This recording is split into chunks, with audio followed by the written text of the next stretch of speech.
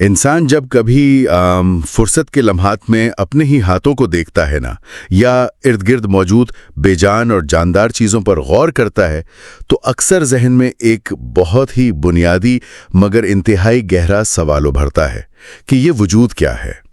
یعنی کسی بھی چیز کے محض ہونے کا، اس دنیا میں موجود رہنے کا اصل مطلب کیا ہے؟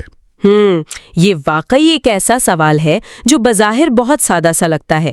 ایسا لگتا ہے جیسے اس کا جواب تو سب کو معلوم ہی ہوگا۔ بالکل، لیکن مطلب جب اس پر گہرائی میں جا کر غور کیا جائے تو معلوم ہوتا ہے کہ یہ انسانی تاریخ کے سب سے پیچیدہ، پر اسرار اور گہرے فلسفیانہ سوالات میں سے ایک ہے۔ آج کے اس تفصیلی مطالعے میں ہم اسی حیرت انگیز اور سوچنے پر مجبور کر دینے والے موضوع پر بات کرنے والے ہیں۔ اور اس بحث کے لیے ہمارے پاس جو ماخذ موجود ہے وہ بہت ہی دلچسپ ہے۔ ہاں، ہمارے پاس آج جو ماخذ ہے وہ ایک قدیم طرز کی فلسفیانہ تحریر کا ایک خاص حصہ ہے، جسے چھٹا مسئلہ کا نام دیا گیا ہے۔ اس تحریر میں بہت ہی بنیادی سوالات اٹھائے گئے ہیں کہ وجود کی کتنی قسمیں ہیں، ان قسموں کو حقیقت میں کیسے پہچانا جائے، اور سب سے اہم بات کہ اس پوری کائنات کو بنانے والے یعنی سانح عالم کے وجود کو کس طرح بیان کیا جائے کہ وہ معدوم یعنی نہ ہونے جیسا نہ لگے۔ ایگزیکٹلی۔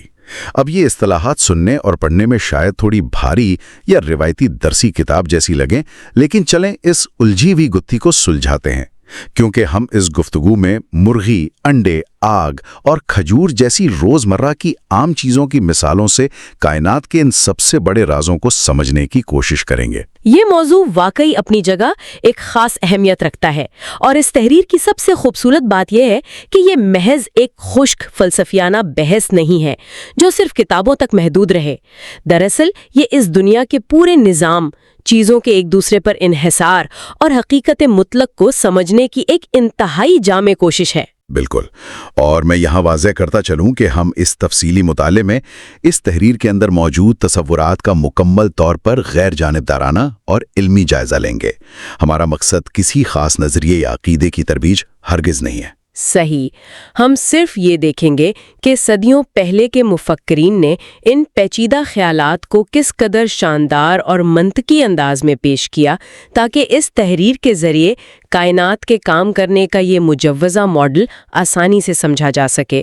ہم ان کے استدلال کی کڑیاں ملائیں گے تاکہ اندازہ ہو کہ وہ کس منطق کے تحت اپنے نتائج تک پہنچتے ہیں۔ تو آئیے اس تحریر کے بالکل آغاز سے شروع کرتے ہیں، جہاں مصنف، جسے وہ اپنی تحریر میں اے بھائی کہہ کر مخاطب کر رہا ہے، وجود کی ایک بڑی دلچسپ تقسیم بیان کرتا ہے۔ تحریر میں بتایا گیا ہے کہ وجود کی دو بنیادی قسمیں ہیں، ایک ہے وجود واجب اور دوسرا ہے وجود ممکن۔ وجود واجب اور وجود ممکن۔ اب یہ الفاظ واجب اور ممکن روزمرہ گفتگو میں تو بہت استعمال ہوتے ہیں، لیکن یہاں ان کا فلسفیانہ مطلب بہت گہرا ہے۔ اسے اگر ہم آسان الفاظ میں سمجھیں تو تحریر کے مطابق وجود واجب ہر لحاظ سے ایک برتر اور مکمل وجود ہے، جسے اپنے ہونے کے لیے یا اپنا وجود برقرار رکھنے کے لیے کسی بھی دوسری چیز، ہستی یا سہارے کی ضرورت نہیں ہے۔ اور اس کے برعکس جو وجود ممکن ہے وہ اپنے وجود کے لیے مکمل طور پر 100% واجب کا محتاج ہے۔ ہاں، اور یہاں مصنف نے ایک ایسی مثال دی ہے جسے پڑھ کر بے اختیار ہنسی بھی آتی ہے اور حیرانی بھی۔ انہوں نے مرغی اور انڈے کی مثال دی ہے۔ یہ تو وہ سوال ہے جس پر لوگ اکثر ناشتے کی میز پر بحث کر رہے ہوتے ہیں کہ پہلے کون آیا، مرغی یا انڈا؟ یہ بڑی زبردست بات ہے۔ اس مثال کا انتخاب بذات خود بہت کچھ سوچنے پر مجبور کرتا ہے۔ جب ہم مرغی اور انڈے کو ایک فلسفیانہ اینک سے دیکھتے ہیں تو تحریر کا زاویہ بہت واضح ہو جاتا ہے۔ مصنف یہ ثابت کرنا چاہ رہا ہے کہ ان دونوں میں سے کون سی چیز دوسری پر انحصار کر رہی ہے۔ اسی لیے تحریر کے مطابق مرغی کو واجب کے مرتبے پر رکھا گیا ہے اور انڈے کو ممکن کے مرتبے پر۔ ایک انڈا جب تک اسے مرغی کی مدد، اس کی حرارت اور مکمل معاونت نہ ملے، وہ کبھی بھی اپنے طور پر ترقی کر کے خود سے مرغی نہیں بن سکتا۔ بالکل، انڈے کو مرغی بننے کے لیے مرغی کی ہی ضرورت ہے۔ یہ بات کتنی شاندار ہے کہ ایک اتنی عام فہم اور روزمرہ کی مثال نے انحصار کے اتنے بڑے اور بھاری بھرکم فلسفے کو ہمارے لیے کتنا آسان کر دیا ہے۔ انڈے کے پاس اپنا کوئی آزاد وجود نہیں ہے جو وہ خود سے مکمل کر سکے۔ یہاں ایک اور زاویہ بھی قابل غور ہے۔ جب تحریر کہتی ہے کہ انڈا ممکن ہے تو اس کا ایک مطلب یہ بھی ہے کہ انڈے کے اندر مرغی بننے کا امکان تو موجود ہے، لیکن وہ خود بخود اپنی اس خول والی حالت سے نکل کر مکمل حیاتیاتی وجود میں نہیں آ سکتا۔ اسے ایک ایسے وجود کی ضرورت پڑتی ہے جو پہلے سے مکمل ہو، یعنی مرغی۔ یعنی مرغی اپنے اس مخصوص مرتبے میں واجب سمجھی جا رہی ہے کیونکہ وہ انڈے کی تکمیل کا باعث بن رہی ہے۔ جی بالکل، اور اس تصور کو جب ہم محض ایک پرندے اور انڈے سے نکال کر پوری کائنات پر لاگو کرتے ہیں تو بحث ایک نیا رخ اختیار کر لیتی ہے۔ تحریر میں آگے چل کر یہ بڑا دعویٰ کیا گیا ہے کہ یہ پوری دنیا یعنی یہ سارا مادی عالم دراصل اپنے مزاج میں وجود ممکن ہے۔ اور اس دعوے کو ثابت کرنے کے لیے جو دلیل دی گئی ہے وہ کوئی پیچیدہ ریاضیاتی مساوات نہیں بلکہ ایک انتہائی سادہ اور مشاہدے پر مبنی مثال ہے، اور وہ دلیل آگ اور پانی کے مشاہدے پر مبنی ہے۔ آگ کی مثال واقعی بہت پراثر ہے۔ میں جب وہ حصہ پڑھ رہا تھا تو مجھے لگا جیسے میں قدیم سائنس اور فلسفے کا کوئی خوبصورت امتزاج پڑھ رہا ہوں۔ مصنف دلیل دیتا ہے کہ اس عالم کو، اس دنیا کو ممکن اس لیے کہا جاتا ہے کیونکہ اس کے تمام اجزاء متغیر ہیں، یعنی وہ مسلسل بدلتے رہتے ہیں۔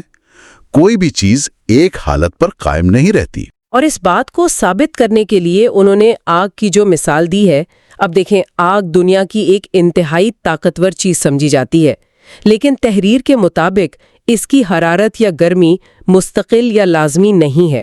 یہ قطعی طور پر ممکن ہے کہ آگ سرد ہو جائے اور جو خشکی اس کے اندر ہے وہ تری میں یعنی نمی میں بدل جائے۔ مثال کے طور پر اگر آگ پر پانی ڈال دیا جائے تو آگ کا وجود اور اس کی حرارت دونوں اسی وقت ختم ہو جائیں گے۔ اس مثال سے وہ دراصل تبدیلی اور زوال کے تصور کو واضح کر رہے ہیں۔ اگر ہم اسے بڑے منظرنامے سے جوڑیں تو یہ آگ کی مثال دراصل اس پورے مادی کائنات اور اس میں موجود ہر طاقتور سے طاقتور شے کی نمائندگی کر رہی ہے۔ بالکل۔ تحریر یہ واضح کرتی ہے کہ جیسے آگ جو بظاہر خود مختار اور طاقتور لگتی ہے، کسی دوسری چیز یعنی پانی کے آنے سے اپنا وجود کھو سکتی ہے اور بدل سکتی ہے، بالکل ویسے ہی اس دنیا کی ہر چیز تبدیلی کے عمل سے گزر رہی ہے، چاہے وہ نباتات ہوں یعنی درخت اور پودے جو بیج سے اگتے ہیں اور پھر سوکھ جاتے ہیں، یا حیوانات ہو یعنی جانور جو پیدا ہوتے ہیں اور مر جاتے ہیں، وہ سب کے سب امکان کے دائرے میں آتے ہیں۔ یعنی آسان الفاظ میں جو چیز آج موجود ہے وہ کل نہیں تھی، اور یہ بھی پوری طرح ممکن ہے کہ وہ کل دوبارہ نہ ہو۔ چیزوں کا یہ مسلسل بدلنا، ان کا پیدا ہونا، جوان ہونا اور پھر ختم ہو جانا ہی اس بات کا سب سے بڑا ثبوت ہے کہ یہ سب ممکنات ہیں۔ یہ اپنے ہونے کے لیے خود کافی نہیں ہیں بلکہ کسی اور چیز کے محتاج ہیں۔ بالکل صحیح کہا آپ نے۔ یہیں سے تحریر ایک بہت ہی زبردست اور ٹھوس منطقی نتیجہ اخذ کرتی ہے۔ مصنف کہتا ہے کہ چونکہ یہ پوری کائنات ممکن ہے، متغیر ہے، بدل رہی ہے، اور اسے اپنے ہونے کے لیے کسی اور کی ضرورت ہے، تو پھر اس ساری کائنات کو بنانے والا جو بھی سانح عالم ہے وہ ہرگز ممکن کی صف میں کھڑا نہیں ہو سکتا۔ یہ ایک بنیادی منطقی اصول ہے جسے علت و معلول کے تناظر میں بھی دیکھا جاتا ہے۔ اگر بنانے والا بھی ممکن ہوا، یعنی وہ بھی بدلنے والا اور کسی کا محتاج ہوا، تو اسے بھی پیدا ہونے یا موجود رہنے کے لیے اپنے سے پہلے کسی اور چیز کی ضرورت پڑے گی، اور پھر اس سے پہلے والے کو کسی اور کی ضرورت پڑے گی۔ ہاں، اور یہ ایک ایسا سلسلہ بن جائے گا جس کا کبھی کوئی اختتام نہیں ہوگا۔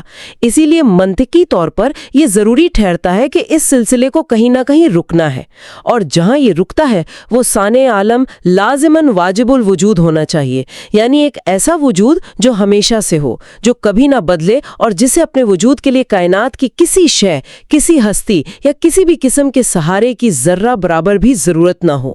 یہ کتنا زبردست اور مربوط استدلال ہے۔ دنیا کی بدلتی ہوئی حالتوں کا مشاہدہ کر کے ایک عام سی آگ کے بجھنے کو دیکھ کر اس بڑے نتیجے پر پہنچنا کہ ان تمام بدلتی ہوئی چیزوں کو ایک ایسی ٹھوس بنیاد کی ضرورت ہے جو خود کبھی نہ بدلے۔ بالکل، یہ فلسفے کی خوبصورتی ہے۔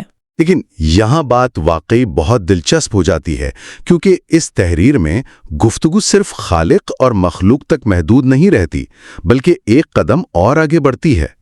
تحریر میں ایک وجود کی مکمل ترتیب بنائی گئی ہے، اور وہاں ایک نئی اصطلاح متعارف کروائی گئی ہے، وجود مطلق، جسے تحریر میں امر باری بھی کہا گیا ہے۔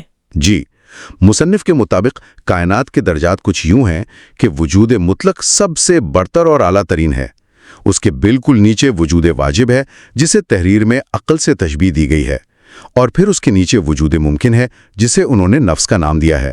اب یہ عقل اور نفس کے الفاظ فلسفے میں بہت گہرے معنی رکھتے ہیں، لیکن اسے سمجھانے کے لیے بھی انہوں نے ایک بار پھر ایک بہت پیاری اور روزمرہ کی مثال کا سہارا لیا ہے، کھجور اور اس کی گٹھلی کی۔ کھجور کی مثال واقعی بہت شاندار ہے۔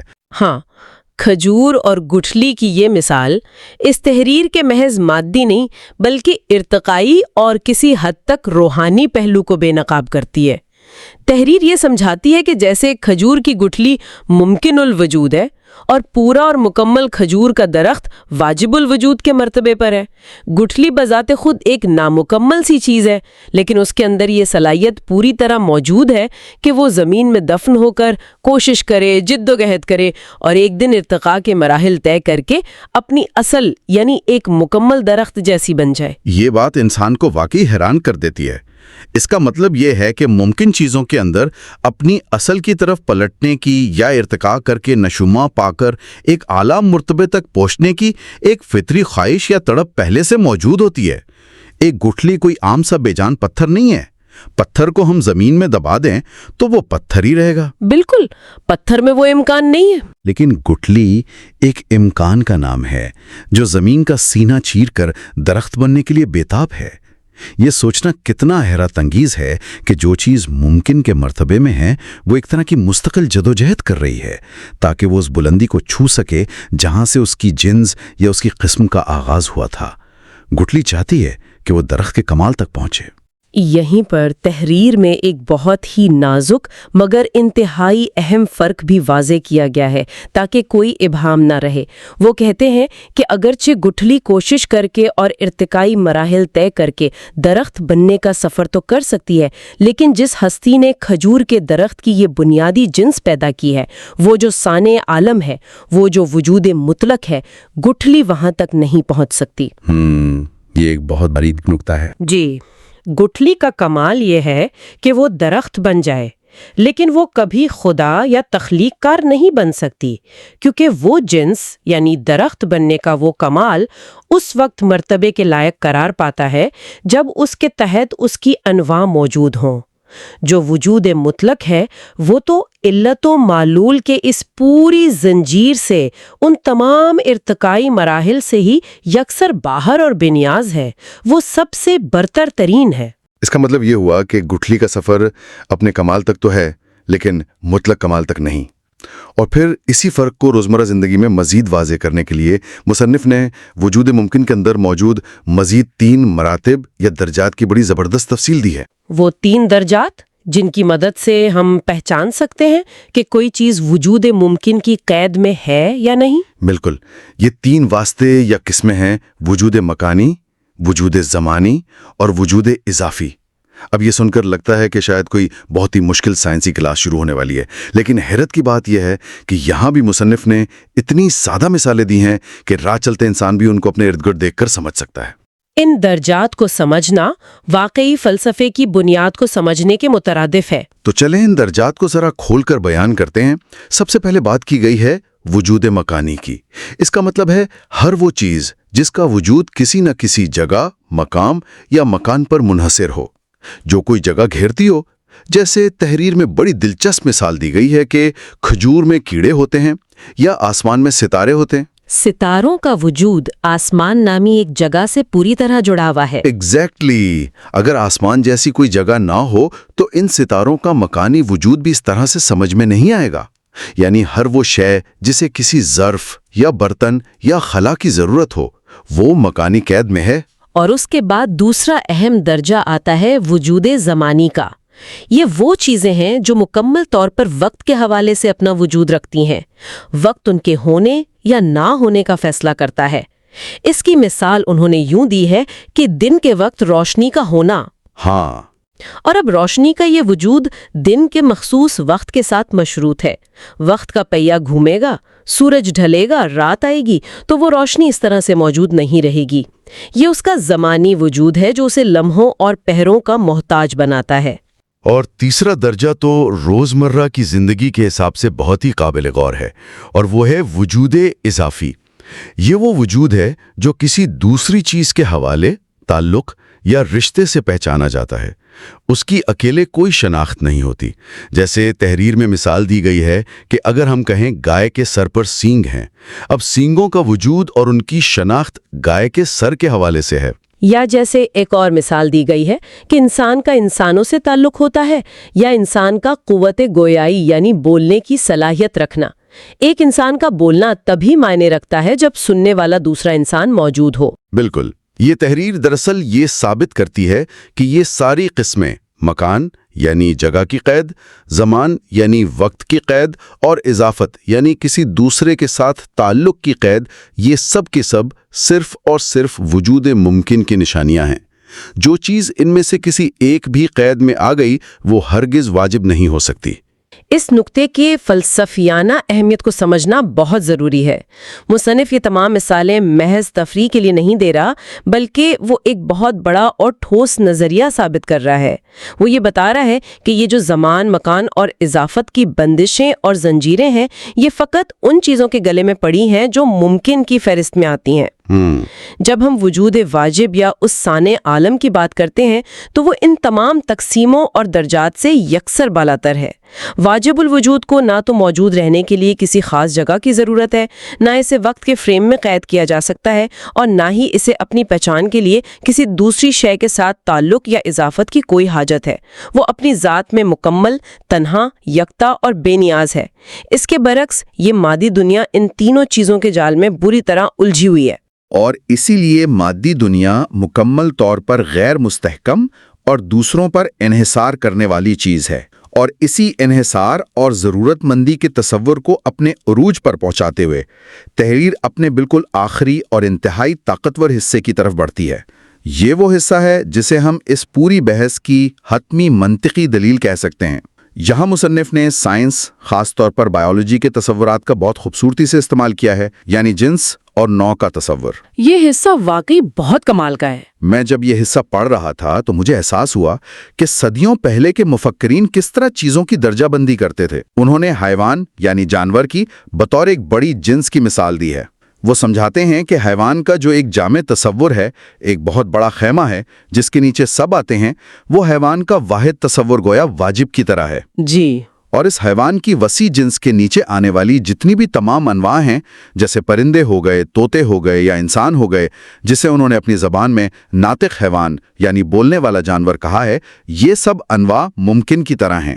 یہ ایک بہت ہی گہری حیاتیاتی اور منطقی مشابہت ہے۔